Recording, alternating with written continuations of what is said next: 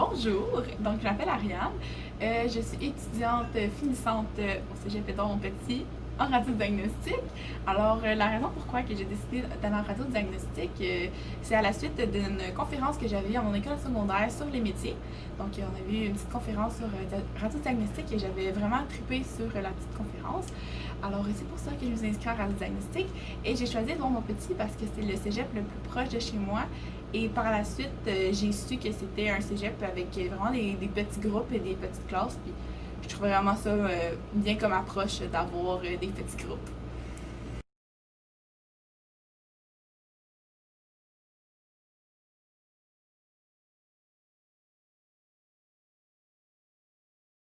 Donc, j'ai commencé le programme tout de suite après mon secondaire 5. Et pour être honnête avec vous, ceux qui sortent du secondaire, je vais vous dire que c'est vraiment une très grosse technique. Et c'est quand même beaucoup d'heures à mettre dans les études, à l'extérieur des cours. Donc, moi, ma première session, pour être, vous donner un approximatif, j'avais 32 heures de cours, en plus des travaux à faire à l'extérieur, des devoirs, des études.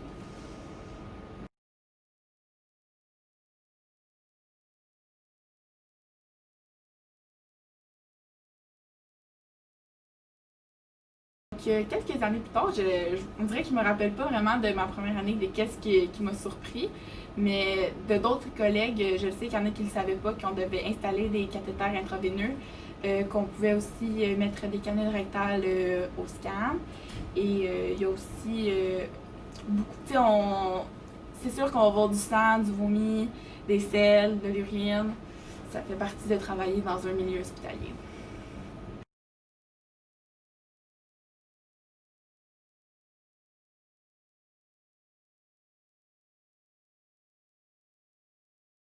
Alors, ce que j'aime le plus du programme, dans le fond, c'est les cours, les laboratoires. Dans le fond, c'est vraiment de mettre en pratique ce qu'on a vu dans la théorie dans la même semaine. Ça, c'est vraiment plus du concret sur le travail qu'on a à faire et sur la matière en général. Puis aussi, les stages ont vraiment été ma partie favorite de la technique, parce que c'est vraiment le fun d'être sur place, d'apprendre aussi, parce que je pense que la plus grosse source d'apprentissage qu'on fait, c'est vraiment dans les stages, puis c'est vraiment très plaisant.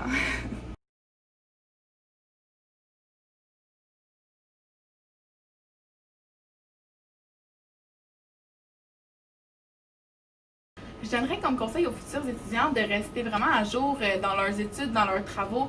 Il y a beaucoup de travaux qu'on a beaucoup de temps pour les faire, soit une session ou quand même la moitié de la session. C'est pas une bonne idée de les faire à la dernière minute. Et c'est vraiment, pour vos connaissances, c'est vraiment mieux à chaque semaine de réviser ce que vous avez vu en cours, de faire des feuilles de révision. Ça facilite vraiment d'ancrer dans votre mémoire, dans votre tête, toutes les informations au lieu d'apprendre tout par cœur et de leur vomir sur l'examen. Je faisais ça de même. Et je vous dirais aussi d'aller voir les profs. On a vraiment une très belle équipe de profs à Édouard et je crois que si jamais vous avez une question, n'hésitez vraiment pas à aller les voir, à écrire des mios. La plupart sont très ouverts à recevoir des mios, à aller avoir des rencontres de prévues pour expliquer la matière pas comprise. Je crois que c'est vraiment mieux à chaque bout, mettons, pas compris, d'avoir la prof tout de suite, au lieu d'attendre la fin de la session puis de réaliser qu'il y a un bout qu'on n'a pas compris de la matière et qu'on est vraiment plus en retard. Donc, c'est ça.